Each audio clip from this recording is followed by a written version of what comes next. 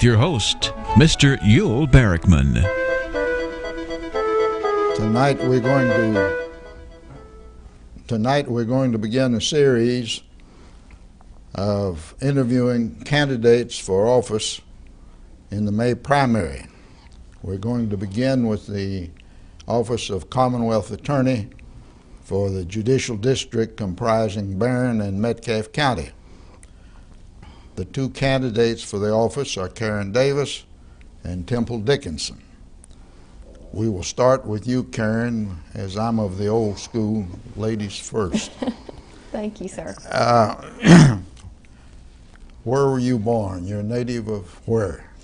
Yes, sir. I was born and raised here in Barren County. My dad's family's originally from Monroe County, and my mom's family's originally here in Barren County. Your parents still living? Yes, sir.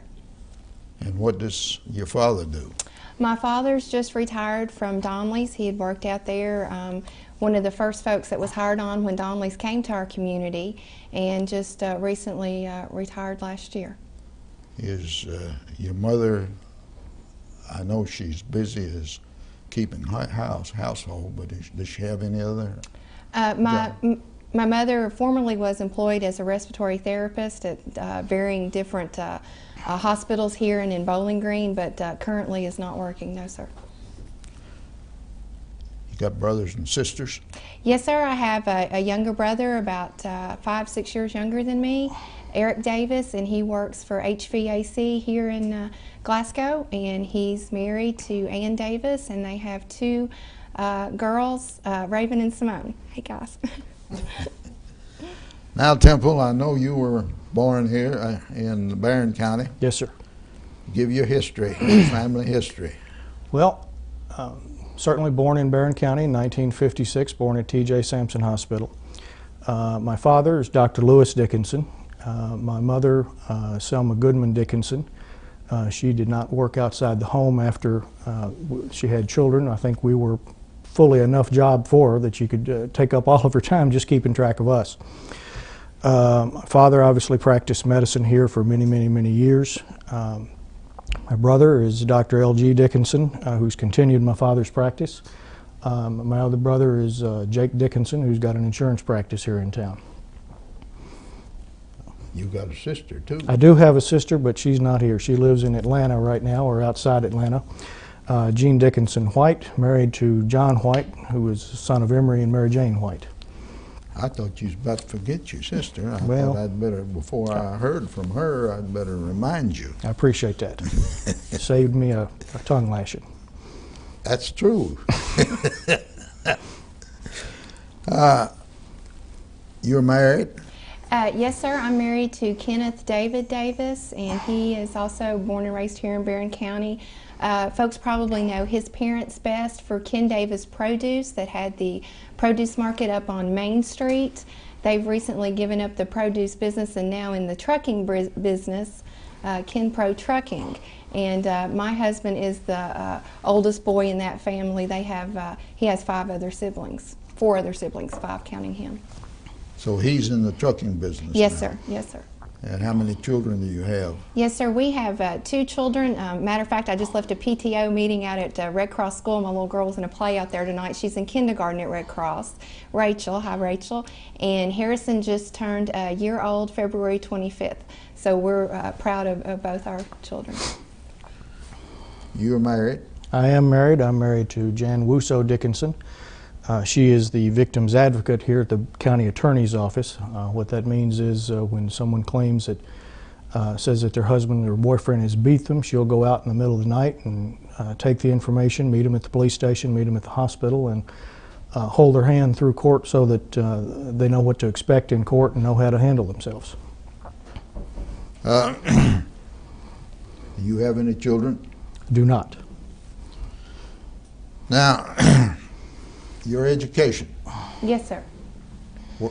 Let's start with elementary. Elementary, yes, sir.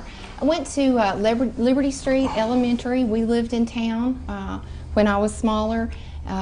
Went up to Liberty Street until 6th grade. Then went down to the Bunch 6th grade center, it was at the time. Started 7th grade back up at Liberty Street at the junior high in the Glasgow school system. We then moved out in the county out toward the Temple Hill area and went to Temple Hill in 8th grade and at Barren County, and graduated Barren County High School graduate in 1984. Then where did you go? Yes, sir. I was fortunate enough to have been offered a full scholarship to Kentucky State University in Frankfort, Kentucky. And knowing what I thought I wanted to do with my life, that gave me a great opportunity to work in Frankfort, worked at the Attorney General's office and at Legislative Research Commission while I went to school at Kentucky State University, and graduated in 1988 with honors, and went on with a scholarship to Chase College of Law at Northern Kentucky University, right before you cross the river over in Cincinnati, and graduated Chase College of Law in 1991, and was admitted to the practice of law in Kentucky at that time. Temple, you started school here in Glasgow, I know. Well, if you really want to go back that far, I went to the Powerhouse Kindergarten. Had Mrs. Underwood, Mrs. Pettigo 2nd grade, Mrs. Hatcher 3rd grade, Mrs. Pride 4th grade, Mrs. Deering 5th grade. Then I went to the 6th grade center. We integrated shortly before I went to the 6th grade center. Back to Liberty Street for junior high school, and out to Glasgow High School where it now stands. After that, I went on a scholarship to Transylvania University. Graduated there in 4 years, graduated in 1978. I spent some time going to Western before going to law school. I didn't get a degree at Western, I just sort of brushed up my academic skills before I went to law school. Graduated Harvard Law School in 1984. Now, after you got out of law school, what did you do? Yes, sir. My first job coming out of law school was clerking in Bowling Green for the circuit judges. At that time, Judge Francis was just leaving the bench, and Judge Tom Lewis and Judge John Minton was coming on, and I was their clerk for a little over a year there, and that involved helping them prepare orders for criminal and civil motion hours, monitoring trials, helping prepare jury instructions, those kind of activities. How much experience did you have with Judge Francis? I was with Judge Francis about 4 months. It was his last 4 months before he left the bench. Yes, sir. He and I were in law school together. Yes, sir. We won't talk about Francis tonight. And then after that, after your clerkship for the Warren County judges. Yes, sir. I was very fortunate then. Justice Charles Reynolds of the Kentucky Supreme Court, who had his field office there in Bowling Green, went to see him and talked with him, and he needed a clerk coming up in a few months, and so I headed to him with Frankfort. We would go to Bowling Green 3 weeks of the month, and then 1 week of the month we were in Frankfort hearing oral arguments on, again, civil and criminal cases.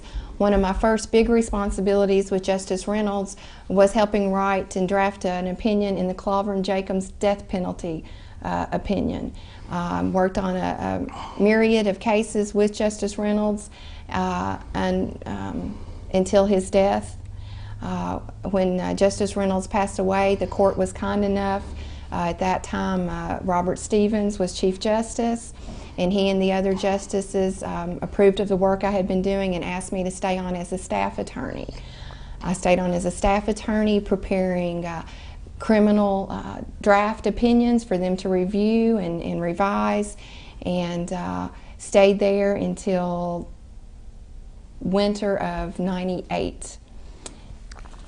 We'll get back to you. Yes, sir. Directly, shortly. Now, Temple, after you got out of law school at Harvard, what was your next occupation and next project? Well, the first 4 years after law school I spent at a medium-sized firm in Boston, and of course a medium-sized firm in Boston was about 26 lawyers. What was its specialty, if it had any? Well, it had essentially two specialties, and I was involved in both of them. It did a fair amount of insurance defense litigation. Particularly, we were involved in the asbestos litigation. That was several class action suits. It was a widespread litigation. And about half of my time was involved not so much with the asbestos, but with the civil litigation. And about half of it was with criminal work. We had one of my mentors there was a very well-respected criminal defense lawyer, a former chief of the criminal division of the U.S. Attorney's Office in New York City. And we were involved in 2 or 3 very high-profile, high-intensity federal grand jury investigations, and we dealt with federal grand jury for many, many months. That's what I did for the first 4 years after law school. I decided after the exposure to the criminal law and to the grand jury situation, and I did try some cases while at that firm. I handled several small cases and some insurance cases and one medical malpractice case that I was involved with. But after being exposed to both, I decided I wanted to be a prosecutor, really more than anything. And I took a job with the Kings County District Attorney's Office in New York City. That was in 1988, and I spent the next 7 years at the Kings County District Attorney's Office. The first 5 years of that, I was assigned primarily to the Narcotics Bureau, and we handled all levels of drug cases, all sorts of narcotics cases, from grand jury to trial, investigations. At one point I was assigned to the Major Narcotics Bureau, and we handled several long-term investigations of some very high-level drug dealers and drug importers, in fact. After you left the Supreme Court, what did you next do? Yes, sir. In the fall and winter of '98, I was driving back and forth to Elizabethtown as Justice Cooper had taken over as our Supreme Court Justice for this area and was the closest place I could go, and had talked with him and the other justices on several occasions, telling them the whole reason I went to law school was to do criminal law. Enjoyed the criminal law experience I was getting with them, but wanted to get on the front lines. Started talking to some folks back here to see, wanted to get back in this area with my husband and wanted to raise my children here. And at that point in time, the county elections were coming up, and Jeff Sharp won as our new county attorney. I had known Jeff and especially his wife Tina from school days, and talked with him, and he asked me to come on board as his assistant county attorney. That would have been January of '99, I believe. And I came on board with Jeff at that time, and enjoyed what I was doing, and folks were really kind to me, glad to be back in the area. After about 3 months there, Judge Ropp and others have been very complimentary, and Phil Patton came to me at that time, said, I'd like to have a full-time assistant. My current assistant doesn't want to be full-time. Hear great things about you. Would you be willing to come on board? At that point in time, I began at the Commonwealth Attorney's Office with Phil Patton. Why? What developed? How come you developed an interest in criminal law? And when did that begin? I mean, yes, back sir. Before you went to law school? Yes, sir. Actually, it did. I was mentioned earlier, we lived in the city and pretty close. I walked back and forth to Liberty Street School and elementary school. Also, in the summers, I walked back and forth to Mary Wood Weldon Memorial Library, and that place has a great spot in my heart. And as a matter of fact, I contacted Jim Hyatt not too long the other day. Back in 7th grade, they had gotten a new book in at the library called MS, Miss Attorney. And it talked about how more females were going to law school and how more women were being accepted in the legal profession. And I read that book, and I went home and I told my dad, I said, I think this is what I want to do. And he said, well, don't think it. If that's what you want to do, work toward it and do it. So ever since 7th grade, I've wanted to be an attorney, and I've wanted to do criminal law, and I've wanted to prosecute to make sure safe community. When did you first become interested in criminal law, Temple? Well, I've been interested in criminal law through law school. I had some very good professors teaching me both substantive criminal law and procedural criminal law, and also you're required to take an ethics course in law school, and most people take a civil ethics course. I took a criminal ethics course of that time. from, of all people, Alan Dershowitz, if that's not a contradiction in terms, to take an ethics course from Alan Dershowitz. But I'd say my primary interest developed after I started working at the Boston law firm, and I began working more closely with the criminal law and with people who had been prosecutors and people. There were many lawyers at this firm who had been prosecutors in the past, and I learned a great deal from them and a great deal of respect for prosecution and for the criminal law generally. And I got very interested at that point. Then when I got to the Brooklyn DA's office, the Kings County District Attorney's office in New York, I really developed quite a love for it. I mean, as far as I'm concerned, prosecution is the most satisfying job a lawyer can have. Why? Because you're doing the right thing, and you're trying hard to do the right thing for everyone involved. Any other lawyer has got to represent his client to the exclusion of everything else. Your client's needs and wishes and interests are the most important thing. When you're a prosecutor, you are representing the entire community, and what you want to do is the thing that is right, not just the thing that your client wants you to do. Now, well, first of all, I want to clear up something else. Sure. I take it that you had virtually no experience and not interested in civil law. No, sir. Very limited experience there. For 2 years while I was with the Supreme Court, I drafted workers' comp opinions, so I have some experience in the workers' comp area. Also, they would occasionally, when they needed a staff attorney to cover other areas, I would cover other civil cases, and did do bench memos and stuff in the area of civil law. But no, sir, my heart's always been with criminal law and with helping victims. For years. Yes, sir. Who was Attorney General when you worked in the Attorney General's office? Yes, sir. Fred Cowan was there. I worked at that time in the Consumers Protection Division.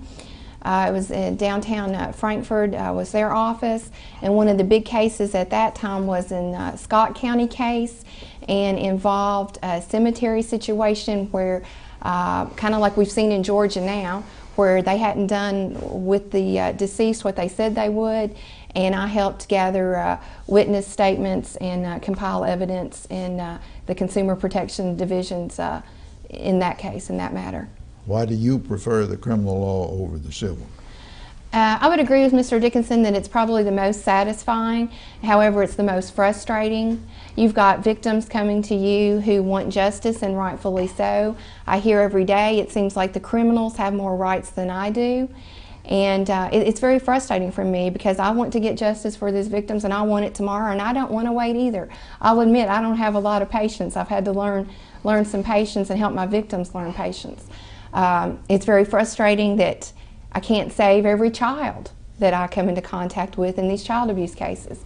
However, it's also satisfying when I see some of these children that we've saved have now been adopted, and the foster parents come to me and say thank you. Or it's satisfying when you have a young person who's been involved with drugs and we've been able to help them turn their life around, and their parents come and they say thank you for getting their attention and thank you for making a difference. So it's certainly, it's very satisfying, and it's very tangible, and I think that's what you can really see the effects that you're having on folks. But my biggest frustration, I guess, is it can't happen sooner, and it can't happen for everyone, but we sure try every day. How long were you in New York? I was in New York for 7 years. The last 2 years, after the 5 years in the Narcotics Bureau, I spent in the Appeals Bureau writing appellate briefs to the Second Department, always on criminal cases. I left there in 1995 and came back to Glasgow. Why? Well, there are a number of reasons. Primarily, my mother passed away in 1994. My father, I think, needed a certain amount of care and consideration. We came back in part to be with him, but mostly because this is simply a much more civilized lifestyle than New York City. When I was in New York, my commute was 40 minutes each way, and that's whether I drove, took a subway, rode a bicycle, whatever I did, it was 40 minutes each way. Now my office is about 100 yards from where I live, and the pace is just much more civilized, and it's frankly a safer community. We do not yet have the level of crime that they had in New York when I was there, although it does seem to be growing. Karen mentioned the molested children and foster parents and so forth. I think you were the Domestic Relations Commissioner for a short time. 2 years. 2 years. What did you gain from that? I know that's a very broad. It is a broad question, and if you've got a few minutes, I'll answer it. I don't want to allow you a few minutes, but I purposely made it a broad question. See how you handle it. I learned a great deal from that. First of all, I learned how a judge views things. As Domestic Relations Commissioner, most people would think of that as divorce judge. I sat as a judge over many hearings, many contested hearings. Some cases took hours, some cases took days. I heard testimony about property, I heard testimony about child abuse, I heard testimony about visitation, I heard testimony about alcohol and drug use. And I learned how a judge looks at things, and I learned how a judge views it. And I think I learned how to judge the credibility of a witness. I don't quite have the skill that Benny Dickinson has with that to tell when somebody's lying right off the bat, but I've learned a little bit about it. Also, I learned even more than I already knew that there are many problems in this community that are below the surface. I presided over many hearings where mom didn't want dad to be with the kids because dad was a drug addict. Or dad didn't want mom to visit with the kids because she was drunk. She had 3 DUIs on her record and couldn't stay away from the bottle. I saw many people, even without drugs involved, who really didn't know how to treat their kids in a divorce, who would drag the kids into a divorce, who would drag them into asking the child to pick between mom and dad. And I did see some child abuse and some sexual abuse of children. That, of course, is horrifying. That's, as near as I can tell, that for my money, that's one of the most disgusting things you can do to another human being, is sexual abuse. When you noticed that, saw that, did you report it to the county attorney, Commonwealth's attorney? I think everybody knew it at the time. It was on the record and it was public. Now, you mentioned Judge Benny's name. The public is going to want to know, and I've already had questions. Are you related to him, and how, if so? Well, certainly I can't deny it. I didn't ask his permission to run or his support to run. He is a cousin. He's a first cousin. We grew up next door to each other. I've known him all my life. I mean, he's a few years older than I am, and I never remember not knowing Benny Dickinson. But he's a good person, and I will probably vote for him, but he's not running my campaign. Now let's get into the functions of the office. Yes, sir. I think we have covered each of you's background rather thoroughly. What is, insofar as you're concerned, Karen, and from having worked as an assistant and then now being Commonwealth's attorney, what is the function of the Commonwealth's attorney? Yes, sir. I've had some folks get a little confused, and understandably so. If you're not been in the system, it's easy to get confused. Our county attorney handles misdemeanor crimes. Those are crimes that a small fine or less than a year in the county jail is involved. In my position currently as Commonwealth attorney, we handle felony crimes, and those are your more major crimes. We run the gamut of anything, a cold check over $300, receiving stolen property, forged checks, we have a lot of those, all the way up to flagrant non-support, folks who don't pay their child support behind more than $1,000. We go up to your child abuse. We've had the cases of elder abuse I've handled. You have your DUIs with aggravators. If they've had enough of those, they become a felony offense. all the way up to your rapes, burglaries, robberies, and unfortunately some recent murders we've had in the community. So we cover all the felony crimes. How do the cases get to you? Yes, sir. There's a couple of different ways that the cases can get to me. A person might go to the county attorney and say, my neighbor hit me over the head with a deadly weapon, a hatchet or a knife or something, and the county attorney might let them sign a criminal complaint. That would go in front of one of the district court judges, and when they realize it's a felony charge involved, it'll be waived up to the grand jury. It can also be a situation where a local law enforcement person or just a lay person comes to my office and tells me the facts of the case and the investigation and the witnesses, and we might take it straight to the grand jury.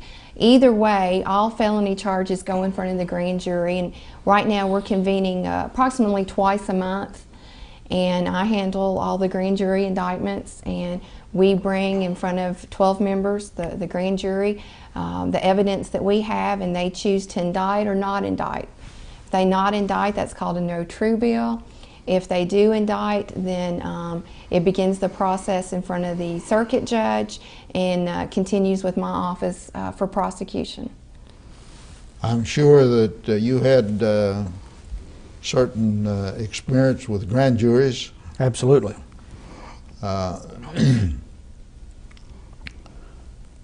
What was the philosophy in New York about handling a grand jury from the standpoint of prosecution? Well, that's a pretty broad question, too. Yes, sir. The grand jury here meets, I think, as Ms. Davis said, once a month or twice a month, depending on the caseload. In New York, we had 7 grand juries that met 8 hours a day every single day. 3 of those grand juries were dedicated virtually entirely to narcotics cases. The philosophy was that, first of all, the rules were quite different in New York. Well, I'm sure of that. Really, what I'm getting at, what is the function of the Commonwealth's attorney before a grand jury? The function, well, there are several functions of the Commonwealth's attorney. Well, the first function of a Commonwealth's attorney before the grand jury is to make the case and get an indictment if that's the appropriate thing and if that's what the grand jury thinks. Now, what do you have to do to make the case?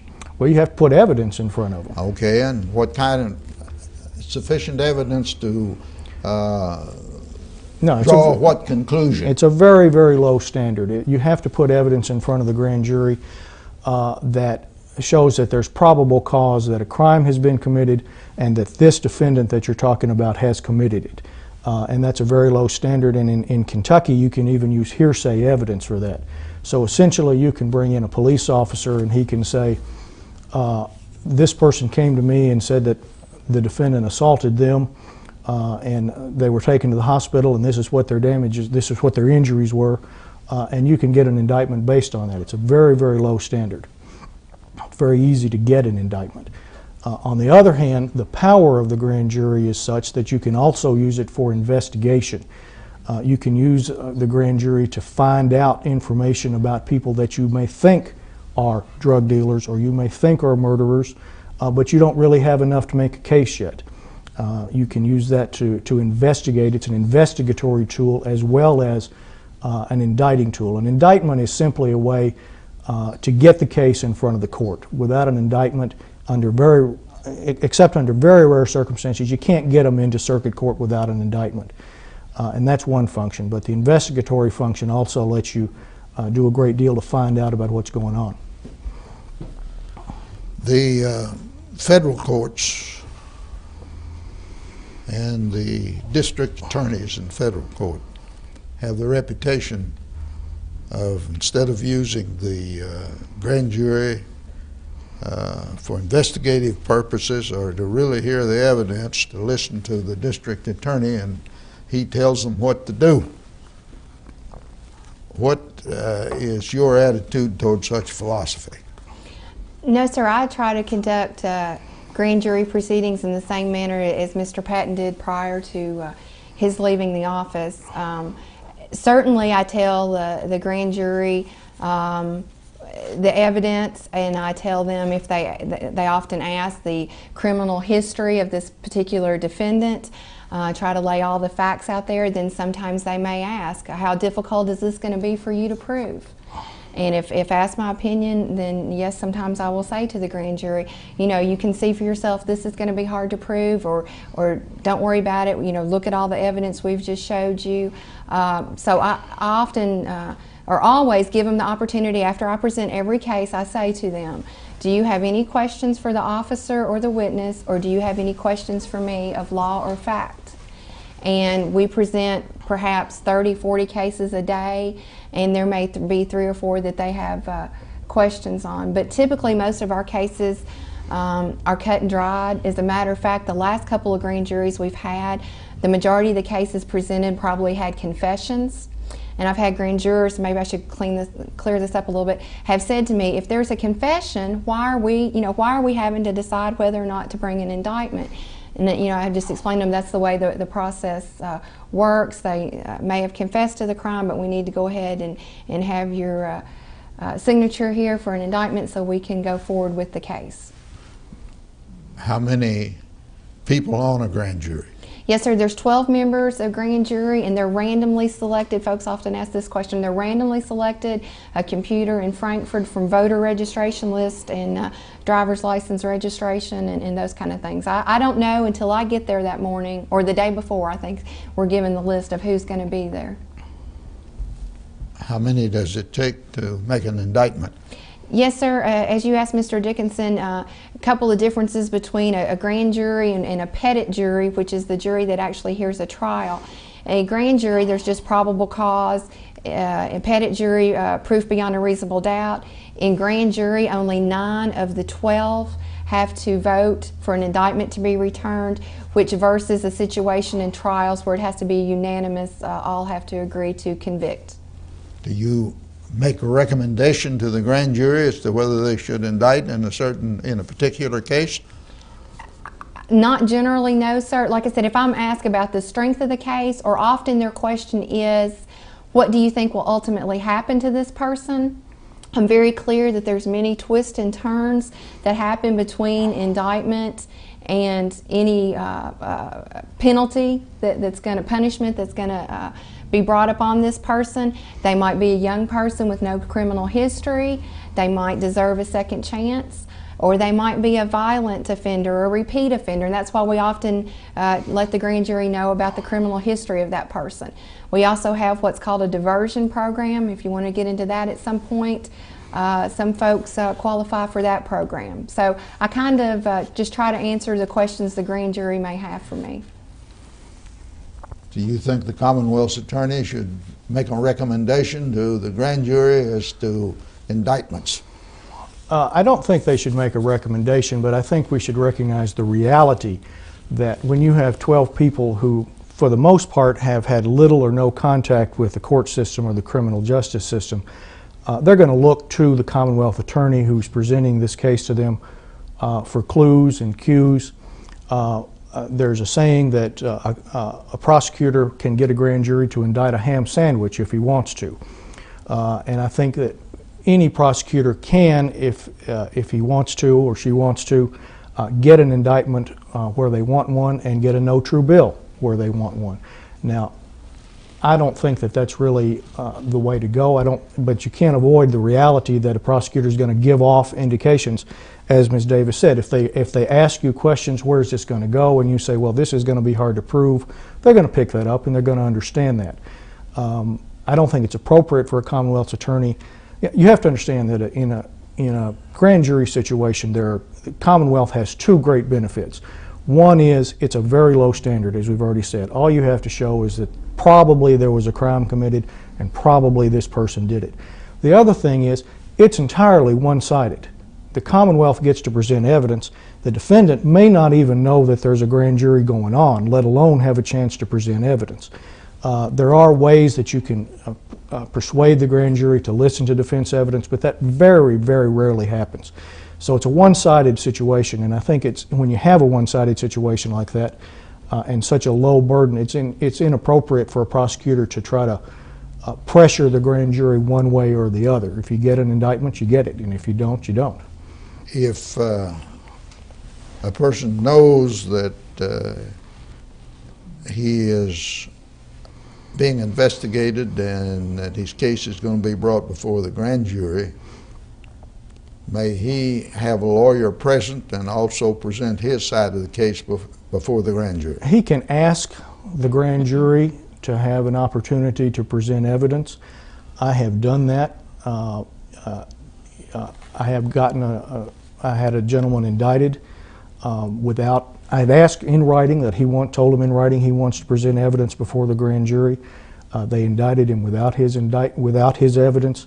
I brought that to the attention of the court, and the Commonwealth attorney, this was in Warren County, was good enough to represent it to the grand jury and allow him to testify. And when he testified to the grand jury, they decided that there had not been a crime committed, and they did not indict him.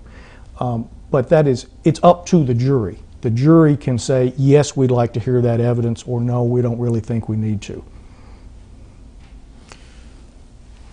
You mentioned, and he has mentioned, the function of investigation on the part of the grand jury. Yes, How often is that used here in this county and in Metcalfe County? Yes, sir. I always tell the grand jury in both situations, in both Barren and Metcalfe County, if they see anything else going on around the county that they feel like needs to be brought to my attention, please do so, and we'll spend some time on that, and that special grand juries can and have been convened when necessary to address county problems that may be going on.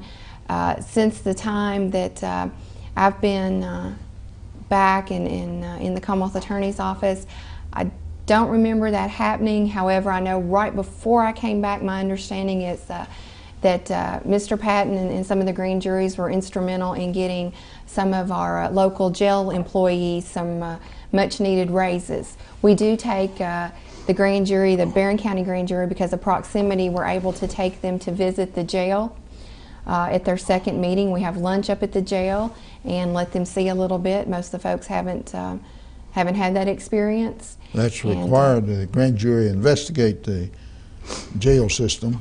How often? We take them once a month. Once a month? Yes, sir. A grand jury, the way things are set up now, a grand jury serves on two different days. And usually our second day, their last day with us, we go up to the jail on that second day. Have you ever recommended to the grand jury that it investigate some possible criminal activity in the county? No, sir, I have not. Do you think that should be done on the part of the Commonwealth's attorney to use the grand jury for investigative purposes on matters where you think there is criminal activity going on? I think that would be one of the primary differences between me as Commonwealth attorney and Ms. Davis or Mr. Patton. I think that the power of the grand jury to investigate is a very, very powerful tool. I can't tell you the number of people, as I've been on this campaign trail, who will say to me, I know that there's drug dealing going on over at this house. I see people coming and going at all hours of the day or night. It's in the middle of nowhere, and every weekend from Friday at sundown until Saturday at 3 in the morning, there are cars coming in and out of there all the time, and the only thing that can be going on is drug dealing. Now, that's not enough to bring a case. And if you go to the law enforcement, they're going to tell you that's not enough to bring a case. But a grand jury can investigate that situation. A grand jury can collect evidence and build a case. If that person is a drug dealer, the grand jury can investigate and build a case against that person where street law enforcement might not be able to make an arrest. I think that is a very underused tool of our system, and I would certainly use it a great deal more than it has been.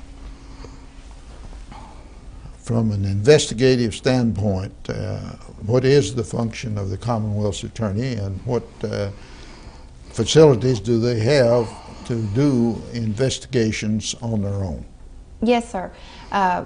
I would agree with Mr. Dickinson that that's probably where he and I, in some degrees, part ways. My understanding of the ethics in Kentucky and the responsibility that's placed with a Commonwealth attorney, I would lose my immunity if I perform investigatory functions. I was not trained to be a police officer, do not want to be a police officer. If I wanted to do that, that's what I would have done. We've got great police officers here, and I don't need to do their job. My job is, once they've built a case, or to advise them as they are in the process of building a case, and then to present their case through the court system. I agree that I've had other folks mention to me situations, as Mr. Dickinson has mentioned, where they believe possible criminal activity is going on in their community.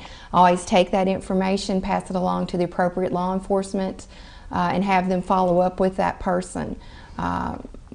My responsibilities and my duties to uphold the constitutions of Kentucky and of the United States is to advise and serve law enforcement in their capable means, and getting the cases through the system. We do have, I would mention, we do have a Commonwealth detective, Skip Melton, that's in my office, has stayed on with me after Mr. Patton has left. Skip is a great asset. He was previously a police officer, previously a probation and parole officer, and he does follow up a lot of things. Once the officers may have brought a case to me, and maybe this fifth removed witness didn't seem that important to the law enforcement, but I want to ask him to chase down every lead. He hates to see me coming in with a list before trial, because I want him to chase down every person who may have been involved. So he does do some of that, getting some statements, getting some witnesses ready for me, and those kind of things. But it's not my place to be out knocking on doors or trying to get confessions. That's for the police, and so they do a great job. The detective does investigative work after the indictment? Yes, sir. Our Commonwealth detective, yes, sir. That's what I mean. Yes, sir. Yes, sir. You mentioned your detective. And yes, sir.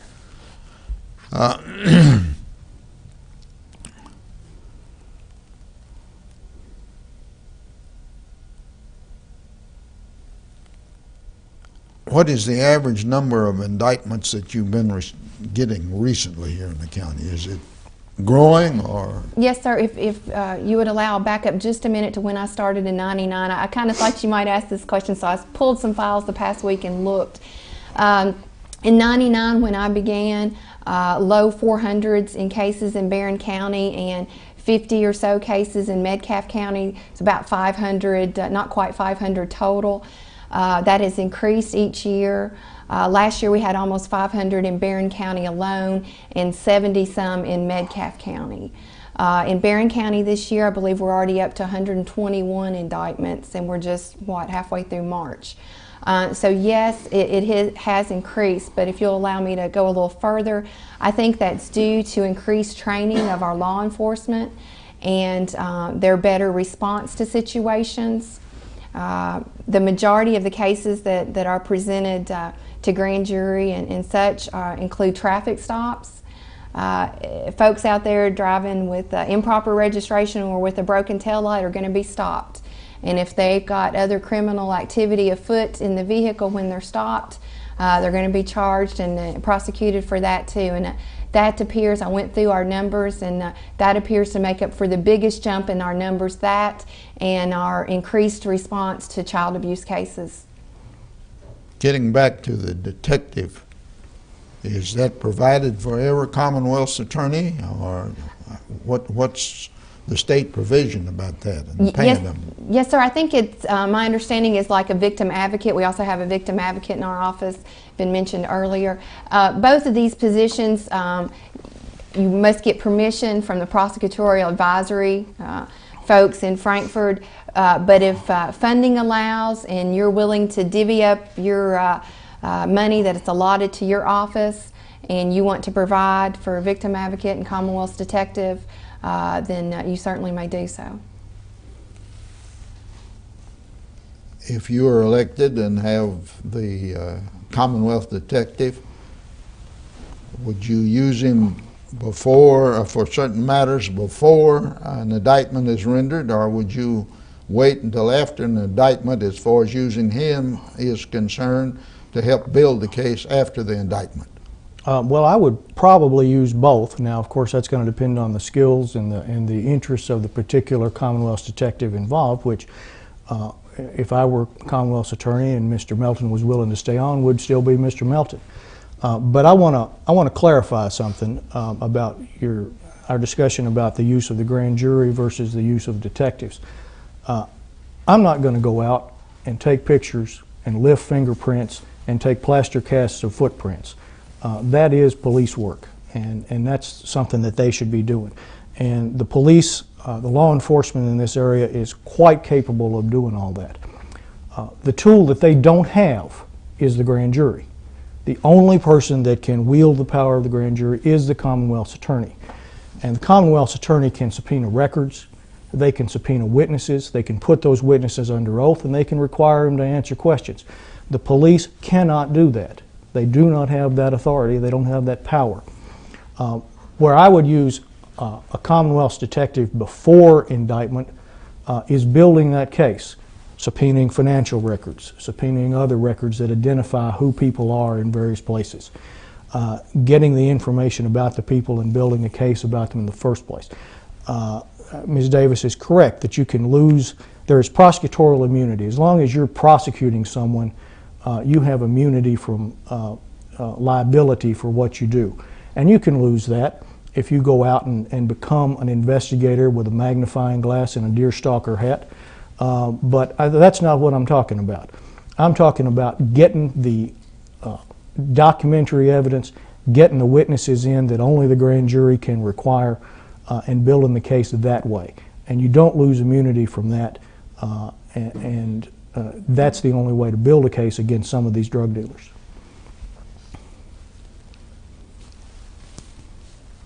Insofar as the two districts are concerned, do you have much white collar, what they call white collar crime? In the two counties? Yes. Yes, sir, we do. Once again, running through some of the numbers and trying to anticipate some of your questions, I went through and looked, and actually the number of, as you would say, forged checks or criminal possession of a forged instrument, folks who bring checks to Houchins or Walmart and they've stolen the checkbook out of someone's vehicle or something like that, you have a lot of those, a lot of receiving stolen property, and actually they probably make up one of our largest categories of crimes. Yes, sir. What about abuse cases?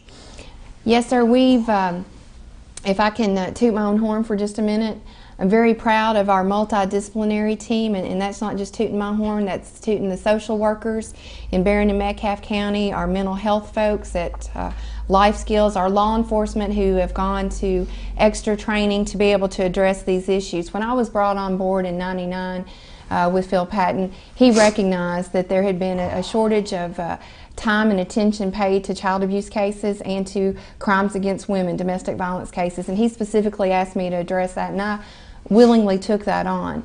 And with the helps of the folks that I have named, we have built what I think is a very good team that we look at all reported cases of abuse and try to see what's best for this child, best for this family. As I said, it's sometimes frustration and heartbreaking when you may not have the evidence, even though in your heart you may know the person is guilty, but we still try to do what we can, even if we can't prosecute, to keep the child safe. That may mean social services removing the child, that means getting the child into counseling to deal with the situation. And so those numbers have increased, once again, I think, because more time and attention have been paid to those cases. And unfortunately, they are a big problem here in Barren and Metcalfe County. What's the solution to those problems insofar as you're thinking? To those problems meaning sexual abuse, white-collar crime? White-collar crimes and sexual abuse. Not necessarily sexual abuse, there's just, they can be abuse of children and sure. Other people without it being sexual. Sure. And I think sometimes that there's an overreaction to the sexual abuse in the sense that it is causing an exclusion of other types of abuse. They both should be handled, but I think that the major accent these days is on sexual abuse. I agree with you. There are two answers to that. One is you've got to look at every case as an individual case. Every case is different. They fit patterns, but at bottom, every case is different, and you have to look at every case hard and prosecute it hard. But another solution to all of those crimes, the cold checks, the forged checks, the physical abuse, the sexual abuse, virtually all of those crimes, a high percentage of them are committed by people who are on drugs or people who use drugs. They tell me at the jail that over 50% of the people that come into that jail, over 50% of the arrests for whatever crime, they either have drugs in their pocket, drugs in their system, or they were committing their crime to get money to buy drugs. The statistics show that if you're a drug user, you are 10 times more likely to assault somebody than if you don't. And that doesn't mean you're on drugs, that just means you're a drug user. And if you're a drug user, you are 15 times more likely to commit a property crime, forged check, theft, shoplifting, that sort of thing.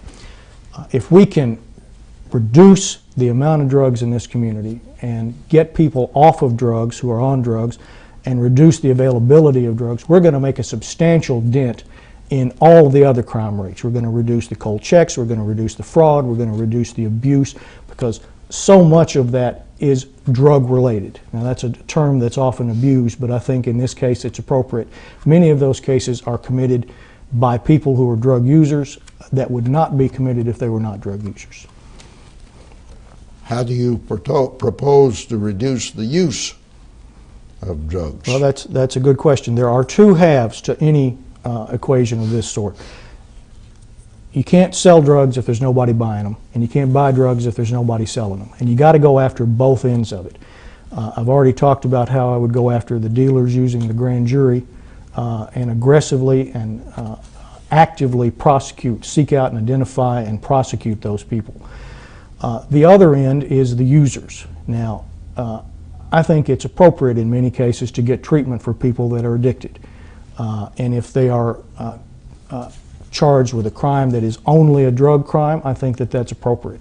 However, if we're going to get them treatment instead of jail, if we're going to put them on probation instead of put them in jail, they need intense supervision, and they need to be instantly and strictly accountable. The system we have now, if they're on probation, they check in once a month, twice a month. If they don't check in, it may be 6 weeks, 8 weeks, 12 weeks before there's any accountability. Now there is accountability, and the system works well in that sense.